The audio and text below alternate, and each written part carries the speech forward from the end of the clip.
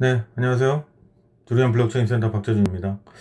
오늘 뭐 뉴스가 좀 많네요. 지금 이제 뭐 코인데스크나 블록인프레스나 해외 사이트들도 그렇고, 코인데스크는 약간 기획 기사처럼 뭐 이런 헤드라인을 달긴 달았지만, 어쨌든 지금 비트메인이 내놓은 지금 판매 전략 얘기와 그 다음에 이제 뭐 리브라 백서에서 이제 회원사 배당 조항 삭제됐다고 하는 건데, 뭐 이거야 정책상의 변경이니까. 그 이제 베네수엘라 얘기도 있었고, 그 블록 인프레스 가서 보시면 뭐 유엔 얘기도 있고, 유엔은 사실 유엔 난민기구에서 한 3년 전에 이 블록체인 기반의 신분 제공 서비스를 글로벌 이 프로젝트로 띄워가지고 사람들의 도네이션을 통해서 블록체인으로 신분 시스템을 만들었던 적이 있습니다. 이제 이래서 유엔은 이 블록체인 기반으로 상당히 실질적으로 생활에서 느낄 수 있는 이제 실체가 있는 서비스들을 예전부터 시도를 해왔던 거라서 뭐 그거의 연속선상이라고 보여집니다. 그다음에 뭐 컴퓨터로 암호화폐 채굴 해서 구속됐다 뭐 이러는데, 이건 사실 뭐 좀 별개의 문제죠. 국가기관에서 그 공공자산으로 자신의 이익을 만들었으니까 이제 그렇고, 오늘은 이제 채굴에 대해서 얘기를 좀, 도대체 채굴이 뭐냐, 도대체 채굴이 뭐냐 이렇게 생각하시는 분들이 이제 있을 것 같아요. 뭐 그런 얘기 질문들을 제가 종종 받기도 하는데, 이 비트코인 일단 채굴이라고 하는 것은 지금 이제 대표적으로 채굴이 가능한 것들이 이 비트메인이 지금 이 기사에 나오는 이제 비트코인이죠. 비트코인이 채굴이라는 코인입니다. 그리고 이제 이 우지안이 만들었던 BCH라고 해서 비트코인 캐시가 있고요. 비트코인이 있습니다.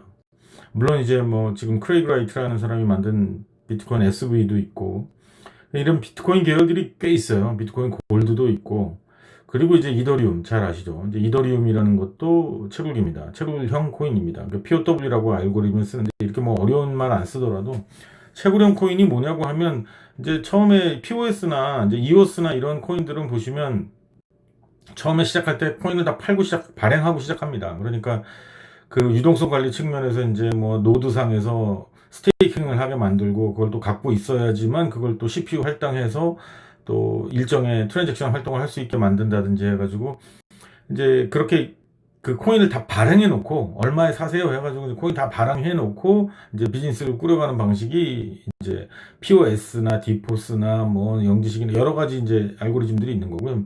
채굴이라고 얘기하면 이제 BOW인 거예요. 그게 이제 제가 아까 좀 전에 말씀드렸던 비트코인, 비트코인 캐시, 골드, 이더리움, 이더리움 클래식, 뭐 모네로, 제캐시, 라이트코인, 대시, 뭐 지금 사실 상위 20개 안에 들어있는 코인들 중에 대부분은 POW 채굴형 코인들입니다. 이게 이제 초기부터 있었던 것이고, 아직까지 그거에 대한 이제 뭐 결함이라든지 이런 것들은 지적된 바가, 그러니까 이제 발견되지 않은 상태이고, 발견이라기보다 이제 아직까지 싸워서 실패한 적은 없는 상황이고요. 물론 한때 이제 이건 경제학 측면에서 해킹이 충분히 가능할 수도 있다, 뭐 이런 주장이 있긴 있었습니다.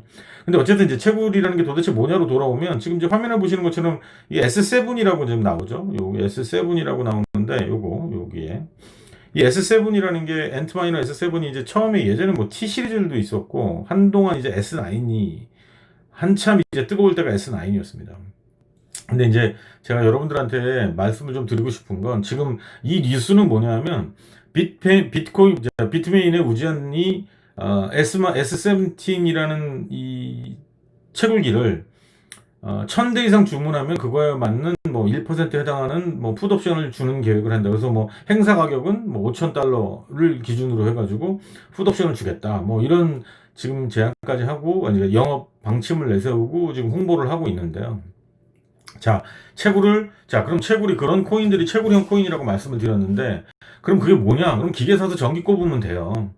그러니까 이 비트메인 뭐 채굴하는 기계들은 다양하게 있었습니다. 뭐 하드웨어 채굴, CPU 채굴, GPU 채굴, 또 FLGP 뭐 여러 가지 칩을 이용해 가지고 다양한 채굴기들이 나왔었지만, 결과적으로는 지금은 GPU 채굴과 ASIC 둘 중에 하나만 있어요. 물론 최근에 이제 모네로가 이제 하드포크를 하면서 CPU에 대한 할당을 되게 높였는데, 일단 중요한 건 비트메인의 지금까지 판매하는 이제 방식을 보면, 이제 예를 들어서 이 채굴기가 그냥 능력이 있는 거예요. 그러니까 삽을 한번 10번 뜨는 것들이 있고, 근데 이런 거죠. 미션이 딱 떨어지면 삽을 100번 뜨는 미션이 딱 떨어져요. 그러면 기계 하나당 하루에 한 삽 뜨는 기계들끼리 서로 캐고 있었어요. 이제 그러면 그걸 다 뭐 만약에 100삽짜리, 그러니까 삽을 100번 떠야지만 되는 어떤 흙더미가 딱 떨어졌을 때 서로 하루에 한 삽만 뜨는 애들끼리 다 해갖고 열을 캐면 그게 새로운 또 흙더미를 찾으러 다녀요. 그러면 흙더미를 가져도 또 나왔네 그러고 이러는 거죠.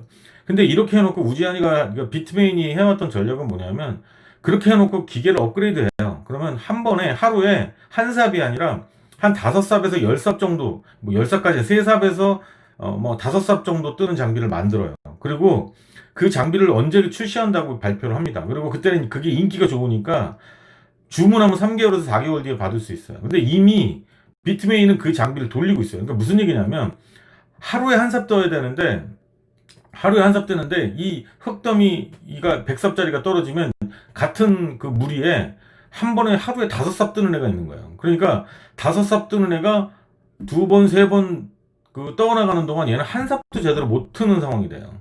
5삽 뜨는 애가 이제 잘 뜨니까 뭐 옆에 한 삽 뜨는 애들이 제대로 한 삽 뜨기도 어려워요. 그게 이제 뭐 체인의 이제 난이도 조절이라든지 해시가 올라가는 거에 따라서 난이도 조절도 되게 돼 있고, 그 다음에 블록 타임이라든지 이런 것들이 이제 변수들이 존재를 하는데 어쨌든 이제 그런 것들이 나와. 그러면 5개 사람들이 주문해서 받을 때쯤 되면 이미 다시 한 삽, 100삽이 떨어졌을 때 한 삽 뜨는 애들끼리 캐는 거랑 똑같은 상황이 돼요.